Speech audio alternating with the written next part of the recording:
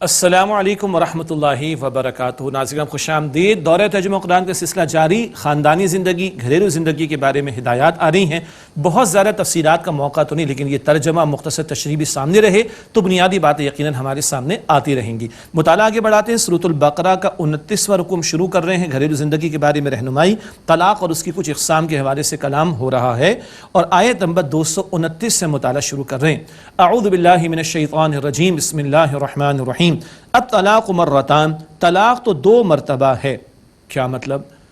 کل ایک شخص کو، ایک مرد کو اس کی بیوی کے حوالے سے 3 مرتبہ طلاق دینے کا حق ہے۔ اللہ کے پیارے رسول علیہ السلام نے تعلیم بھی دی ہے، ایک وقت میں ایک طلاق دینی چاہیے، حالت طہر میں دینی چاہیے، جس میں تعلق قائم نہ ہوا۔ کون معلوم کرتا ہے جی؟ پھر کیا کچھ ہم کرتے ہیں اور پھر تباہیاں آتی ہیں، گھر برباد ہوتے ہیں۔ اللہ حفاظت فرمائے۔ نکاح کرنے گڑیا گڈے کا کھیل نہیں ہے، زندگی بھر کا معاملہ ہے۔ یہ بنیادی باتیں سیکھنی چاہیے۔ ایک وقت میں ایک طلاق، 2 طلاق کے بعد ایک ہی آپشن رہ جاتا ہے، وہ ہے تیسری طلاق کا، اس کے بعد معاملہ ختم ہو جاتا ہے۔ فرمایا جا رہا ہے الطلاق مرتان، طلاق تو 2 مرتبہ کا معاملہ ہے، یعنی تیسری کے بعد معاملہ پھر ختم ہو جاتا ہے۔ باقی فقہی تفسیری احکامات وہ پھر علماء سے مسئلہ معلوم کرنا چاہیے، یہ موقع تفصیلی احکامات کے بیان کا نہیں ہے۔ فَإِمْسَاكُ بِمَعْرُوفٍ أَوْ تَسْرِيحٌ بِإِحْسَانٍ، پھر روک لینا ہے معروف طریقے پر یا رخصت کر دینا ہے حسن سلوک کرتے ہوئے۔ بہت کڑوا معاملہ ہے طلاق کا، ناگوار صورتحال ہے، یا تو لوگوں کی بندوقیں نکل آتی ہیں۔ اللہ کے کلام کو پڑھو بھائی، اس قدر ناخوشگوار معاملے کو بھی اللہ فرماتا ہے 2 کے بعد گنجائش ہے رجوع کی، روکے رکھو یا بھلے طریقے پر رخصت کرو، معاملہ ختم کر دو۔ کڑوا معاملہ، کڑوی گولی، لیکن بھلے طریقے پر رخصت کرو۔ یہ قرآن پاک کی تعلیم ہے، یہ اس خوبصورت دین کی تعلیمات ہیں۔ آج ہم بہت دور ہیں ان باتوں سے۔ اللہ اکبر۔ وَلَا يَحِلُّ لَكُمْ أَن تَأْخُذُوا مِمَّا آتَيْتُمُوهُنَّ شَيْئًا إِلَّا أَن يَخَافَ أَلَّا يُقِيمَا حُدُودَ اللَّهِ، اور تمہارے لیے جائز نہیں کہ تم شوہروں نے جو انہیں دیا ہے اس میں سے کچھ واپس لے لو، سوائے اس کے کہ دونوں اندیشہ کریں کہ اللہ تعالیٰ کی حدود کو قائم نہ رکھ سکیں گے۔ مرد نے اگر طلاق دے دی، فارغ کر دیا اپنی عورت کو، تو اب وہ جو دے چکا ہے واپس نہیں لے گا۔ بڑی خوشی سے دلہن بنا کر لائے تھے، نکاح کیا تھا، پیسہ بھی دیا تھا، زیور بھی دیا تھا، شاید پلاٹ بھی دے دیا تھا، جو دے دیا وہ دے دیا، وہ اس کا ہو گیا۔ یہ واپس مانگنا پتہ ہے کیسا ہے؟ ہمیں برا لگے گا، اچھا نہیں لگے گا۔ سنیے، اللہ کے پیغمبر علیہ السلام نے فرمایا، ایک کتا قے کرے، وامٹنگ قے کرے اور چاٹے، استغفر اللہ، جتنا یہ گندا اور برا ہے نا، اتنا یہ برا ہے، گندا ہے۔ خوشی خوشی تحفہ دے کر تم چھیننا چاہتے ہو، واپس لینا چاہتے ہو، یہ اتنا ہی برا جتنا وہ کتا قے کر کے چاٹے۔ ہاں، ہم ان باتوں کو ہلکا لیتے، پیغمبر علیہ السلام نے اسی لیے مثال دی تاکہ ہمیں سمجھ میں آئے بات۔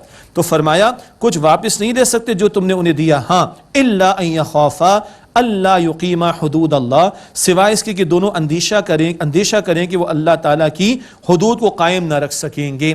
فَإِنْ خِفْتُمْ أَلَّا يُقِيمَا حُدُودَ اللَّهِ، پھر اگر تم یہ خوف رکھو کہ وہ دونوں اللہ حدود قائم نہ رکھ سکیں گے، معاملہ چل نہیں سکے گا، فلا جناح علیہما فیما افتدت بھی، تو کوئی گناہ نہیں ان دونوں پر کہ عورت اس کا کچھ معاوضہ دے دے۔ اس کو کہتے ہیں خلا۔ عورت طلاق مانگ سکتی ہے، جس کو خلا کہا جاتا ہے، اس کی بھی تفصیل ہے۔ یا جو پہلی پیشی پر عدالتیں فوراً فراغت کا جو فیصلہ کر دیتی ہیں، یہ مزاج دین سے بعد مطابقت نہیں رکھتی، تفسیر علماء سے معلوم کیجئے۔ یہ اس طرح معاملات برباد نہیں کرنے چاہیے۔ خلا میں عورت طلاق مانگتی ہے تو اس کو کچھ مال چھوڑنا پڑتا ہے، اور مرد طلاق دے گا تو کچھ واپس نہیں لے سکتا۔ عورت خلا مانگے گی، طلاق کا تقاضا کرے گی دینے کا، تو اس کو کچھ مال چھوڑنا پڑے گا، اس کا ذکر ہو رہا ہے۔ فرمایا تلک حدود اللہ فلا تعتدوها، یہ اللہ تعالیٰ کی حدود ہیں، پس ان سے آگے نہ بڑھو۔ یہ احکام ہے اللہ کے، یہ شریعت کا حکم ہے، ان سے آگے نہ بڑھو، ان کو پامال نہ کرو، ان کو کراس نہ کرو۔ وَمَن يَتَعَدَّ حُدُودَ اللَّهِ فَأُولَٰئِكَ هُمُ الظَّالِمُونَ، اور جو اللہ تعالیٰ کی حدود سے تجاوز کرتا ہے، آگے بڑھتا ہے، پس وہی لوگ ظالم ہیں۔ کیا ہمارے معاشرے میں کھلواڑ ہو رہا ہے؟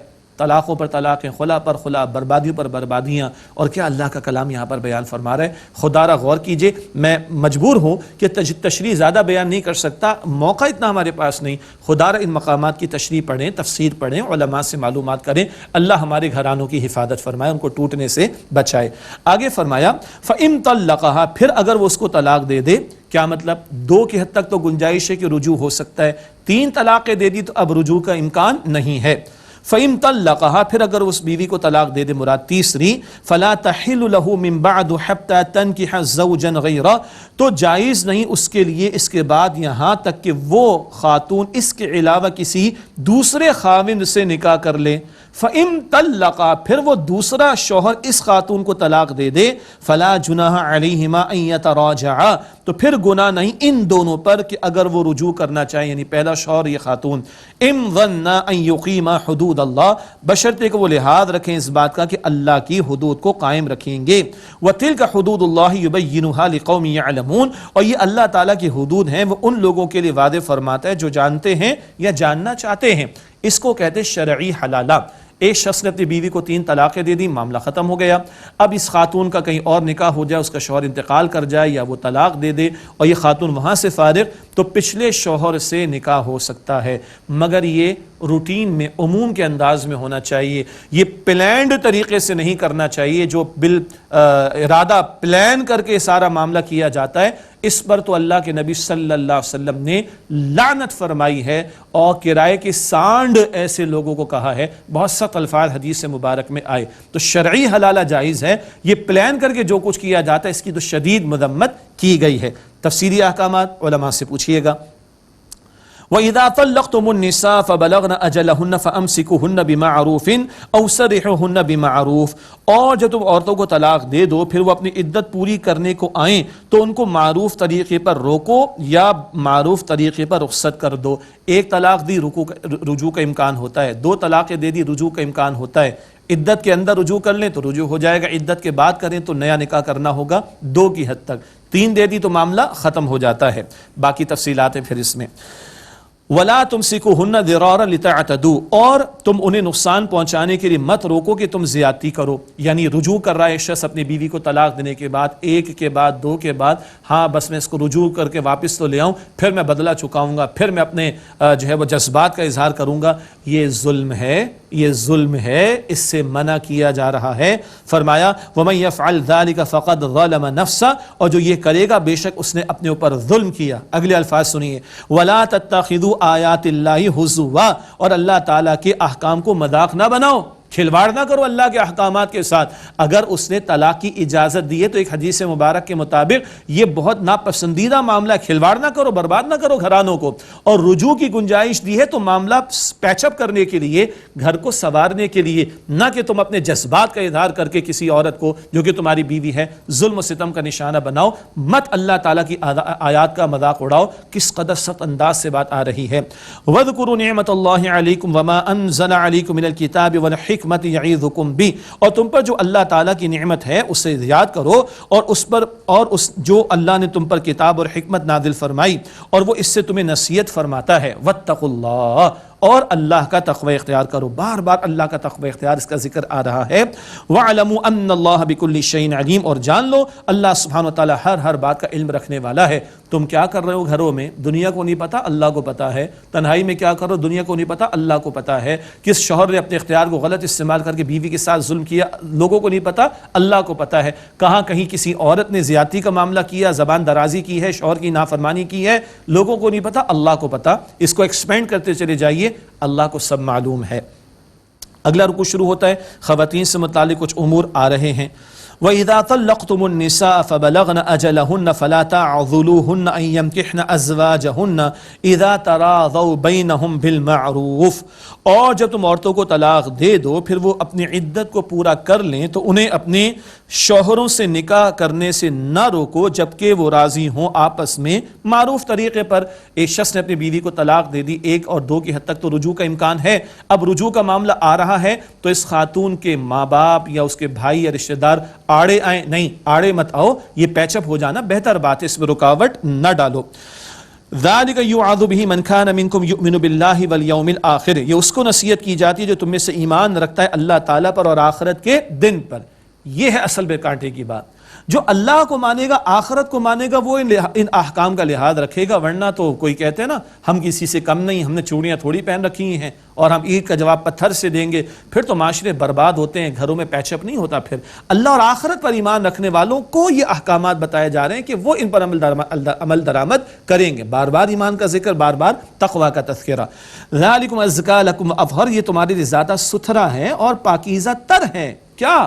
گھر کا بچ جانا، گھروں کا بچ جانا، سور جانا، پیچ اپ کا ہو جانا. ہو گیا معاملہ، غصے کا معاملہ آ گیا تھا اور کچھ مسئلے پیش آ گئے تھے، کچھ آپس کے اندر کھچ پچ کا معاملہ تھا، سب کچھ دور ہو گیا، پیچ اپ ہو رہا ہے، بہتر ہے. ازکا سپرلیٹو ہے، یعنی بہترین ہے، یہ اطہر پاکیزہ ترین ہے یہ. واللہ یعلم وانتم لا تعلمون، اور اللہ تعالیٰ جانتا تم نہیں جانتے. کیا یہ گھر برباد ہوں گے تو کس قدر تباہی آئے گی تم سمجھ بھی نہیں سکتے. آج مغرب رو رہا ہے، بیچاروں کے ہاں بوڑھے ہی بوڑھے جوان نہیں ہیں، اور بیچاروں کے ہاں نکاح کا انسٹیٹیوشن ختم ہو رہا ہے. آج کچھ تباہی سامنے نظر آ رہی ہے، لیکن حتمی بات کون جانتا ہے؟ اللہ. واللہ یعلم وانتم لا تعلمون، اور اللہ تعالیٰ جانتا تم نہیں جانتے. اگلی آیت کریمہ، اللہ اکبر، بچے کو دودھ پلانے کا ذکر آ رہا ہے. ہاں، ماں باپ میں ناچاقی ہو گئی، شوہر نے بیوی کو طلاق دے دی، باپ نے ماں کو طلاق دے دی، تو بچے کا کیا قصور ہے؟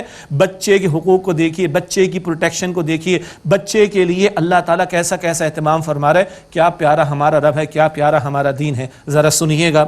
والوالدات یرضعن اولادہن حولین کاملین لمن اراد ان یتم الرضاعہ، اور مائیں اپنی اولاد کو پورے 2 سال دودھ پلائیں جو کوئی دودھ پلانے کی مدت پوری کرنا چاہے. یہ 2 سال دودھ پلایا جانا میکسیمم ہے، اس سے پہلے بھی چھڑایا جا سکتا ہے. ایک دور گزرا، نیلے پیلے پتہ نہیں کیسے کیسے ڈبے مارکیٹ میں چل رہے تھے، اور اب کہا جاتا ہے کہ بچے کے لیے بہترین غذا کیا ہے؟ ماں کا دودھ. اور اللہ کی شان دیکھیے، ہاں، بچہ ماں کے بطن میں ابھی آیا ہی نہیں ہے اور اللہ تعالیٰ ماں کے وجود میں دودھ کی نہر جاری فرما دیتا ہے. اللہ کی شان قدرت دیکھیے، اور اللہ تعالیٰ فرما رہا ہے کہ یہ بچے کا حق ہے کہ اس کی ماں اس کو دودھ پلائے. اللہ اکبر کبیرہ. 2 سال کی مدت کا ذکر آیا. اور سنیے اس دوران میں کیا ہے؟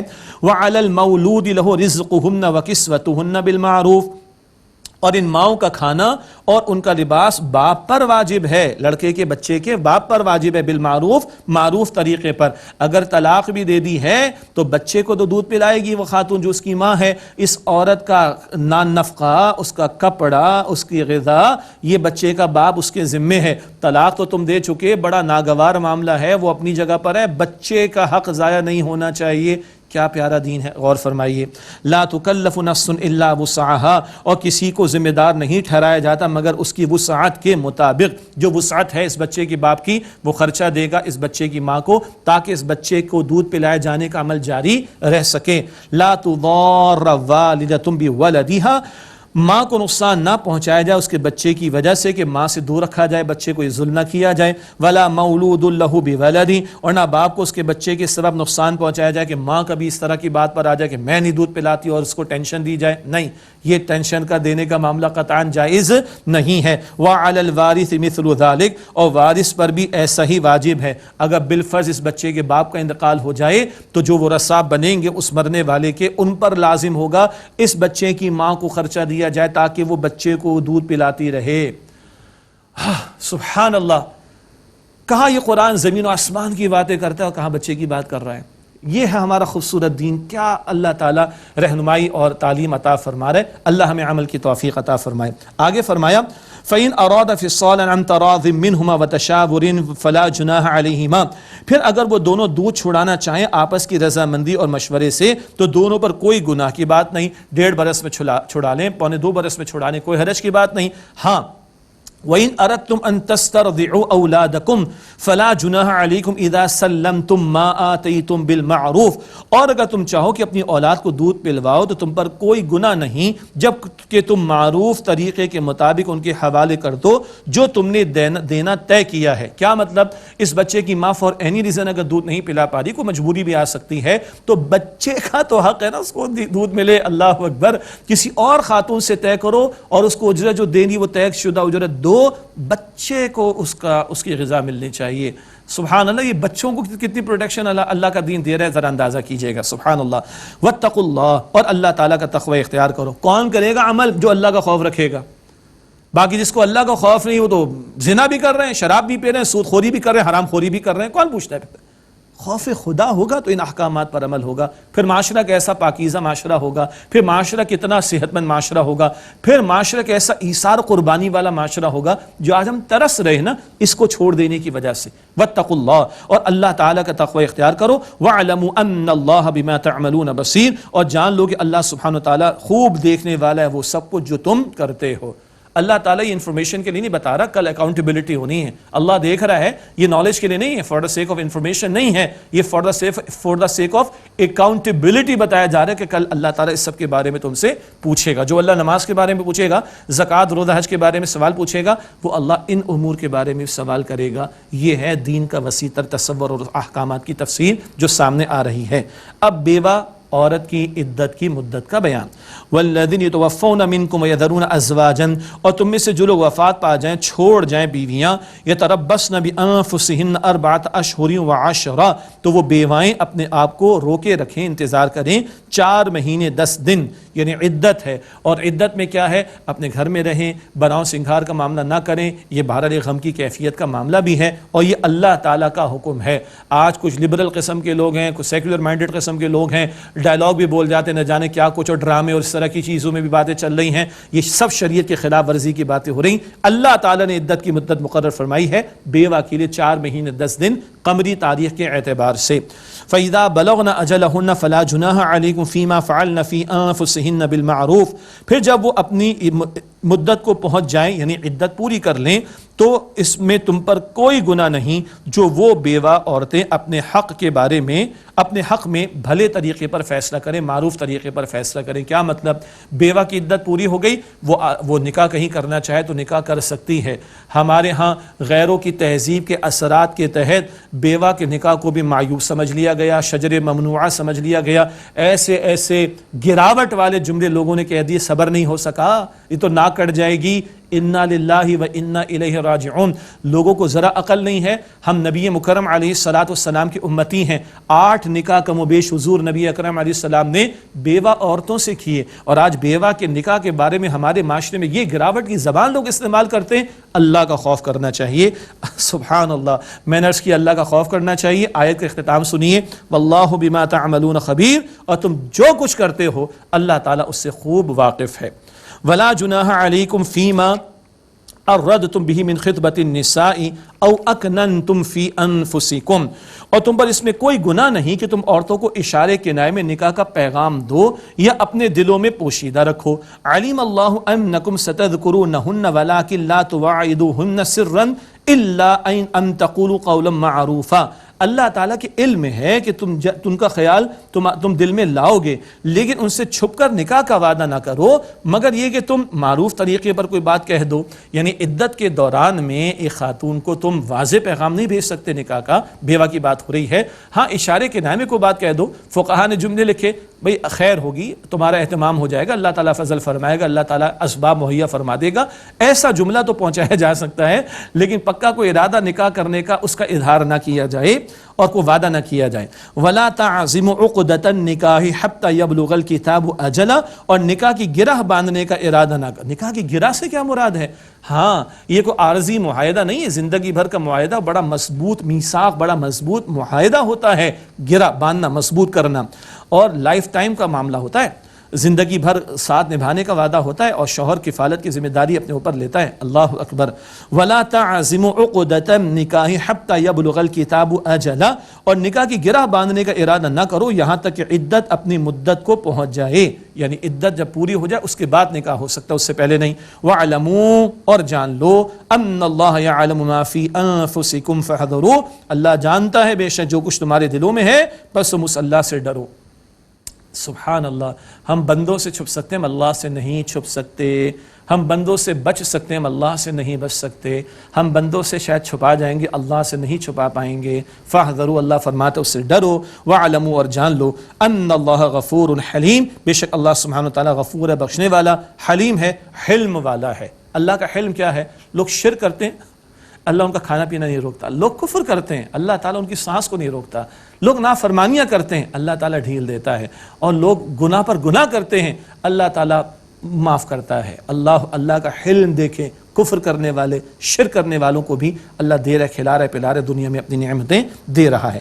اگلا رکوع شروع ہوتا ہے رخصتی سے متعلقہ کچھ امور، اور طلاق اگر ہو جائے رخصتی سے پہلے تو کیا حکم ہوگا، اور مہر کے حوالے سے کچھ باتیں آ رہی ہیں، اور وصیت کا بھی ایک مسئلہ بیان ہوگا۔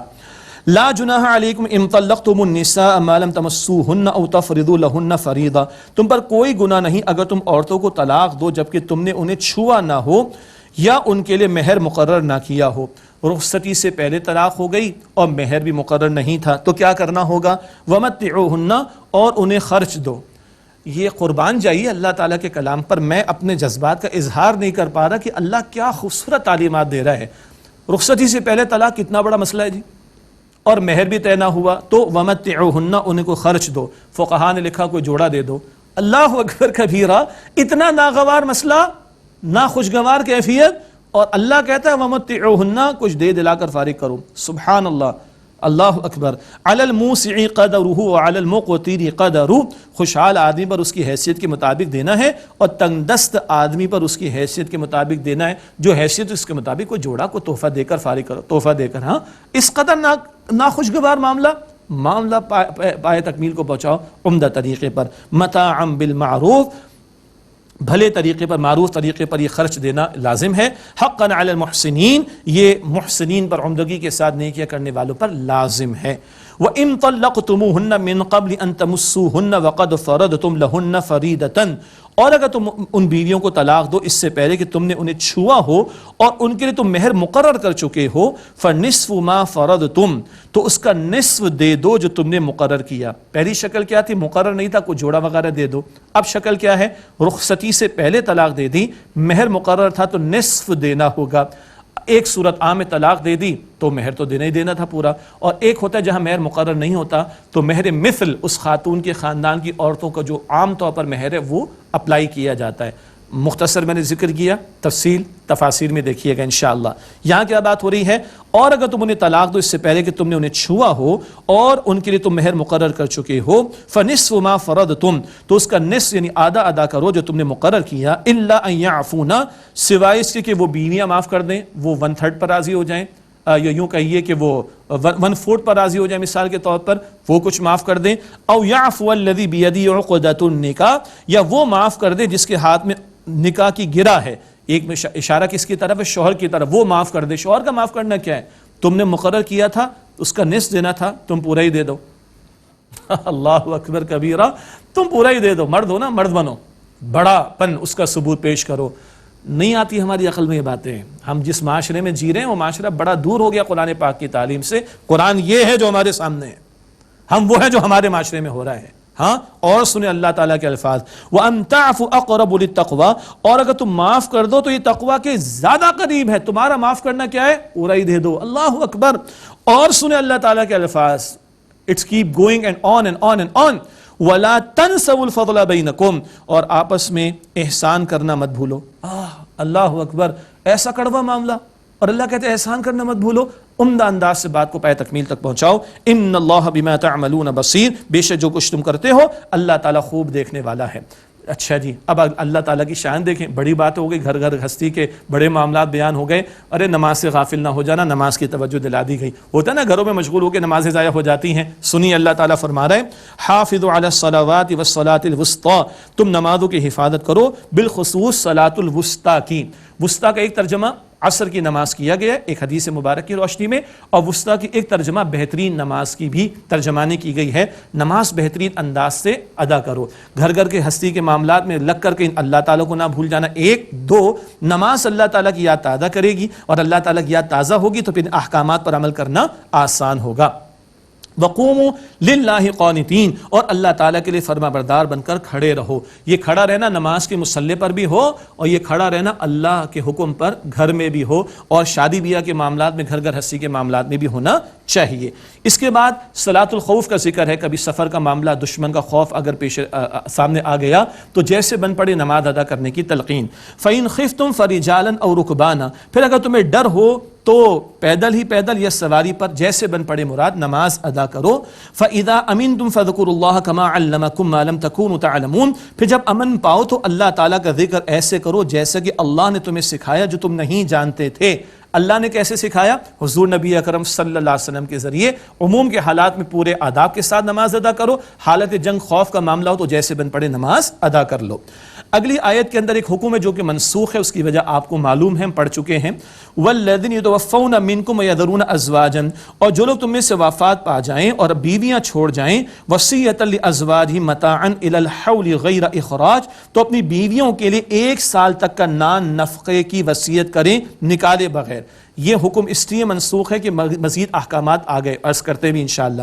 فَإِنْ خَرَجْنَ فَلَا جُنَاحَ عَلَيْكُمْ فِي مَا فَعَلْنَ فِي أَنفُسِهِنَّ مِن مَّعْرُوفٍ، اور پھر اگر وہ خود نکل جائیں تو تم پر کوئی گناہ نہیں جو وہ اپنے حق میں فیصلہ کریں معروف طریقے پر. واللہ عزیز حکیم، اور اللہ تعالیٰ غالب ہے، کل اختیار رکھنے والا، حکیم ہے، حکمت والا ہے. یہ اول حکم تھا کہ بھائی وصیت کر جاؤ کہ تمہارے انتقال کے بعد تمہاری بیوہ 1 سال تک گھر میں رہے گی، اخراجات بھی ادا ہوں گے. لیکن یہ حکم منسوخ ہو گیا. کیوں؟ بیوہ کی عدت کی مدت ہم نے پڑھ لی آیت نمبر 234 میں 4 مہینے 10 دن کا ذکر آ گیا، اور بیوہ کے لیے بھی اللہ تعالیٰ نے وراثت پہ حصہ مقرر فرما دیا. سورہ نساء کی آیت نمبر 11-12 میں وراثت کے احکامات آ گئے، تو یہ حکم اب منسوخ سمجھا جائے گا. وَلِلْمُطَلَّقَاتِ مَتَاعٌ بِالْمَعْرُوفِ، اور متطلقہ عورت یعنی طلاق یافتہ عورت کے لیے معروف طریقے کے مطابق دینا یعنی نان نفقہ لازم ہے. حقاً یعنی شوہر کے ذمے، حقاً علی المتقین، یہ متقین پر لازم کیا گیا ہے. جس کو تم نے مہر بھی آدھا دے دیا وغیرہ، اس کو بھی فقہاء نے لکھا کہ کچھ جوڑا وغیرہ دے کر فارغ کرو. اللہ اکبر کبیرہ. کذالک یبین اللہ لکم آیاتہ لعلکم تعقلون، اسی طرح اللہ تعالیٰ تمہارے لیے اپنے احکام کو واضح فرما دے تاکہ تم سمجھو اور عقل سے کام لو. بتایا جا رہا ہے کہ شرافت کا رویہ ہونا چاہیے، دشمنی کا رویہ نہیں ہونا چاہیے. ایسے ناخوشگوار معاملات کو بھی احسن طریقے پر پائے تکمیل کو پہنچاؤ. یہ میرے اور آپ کے رب کے کلام کی پیاری تعلیم ہے. ہم بہت دور ہیں، اللہ ہمیں عمل کی توفیق عطا فرمائے. ناظرین کرام، ایک وقفہ لیتے ہیں، اس کے بعد پھر آپ سے ملاقات ہوگی اور دورہ ترجمہ قرآن کا سلسلہ رہے گا انشاءاللہ جاری. السلام علیکم ورحمۃ اللہ وبرکاتہ.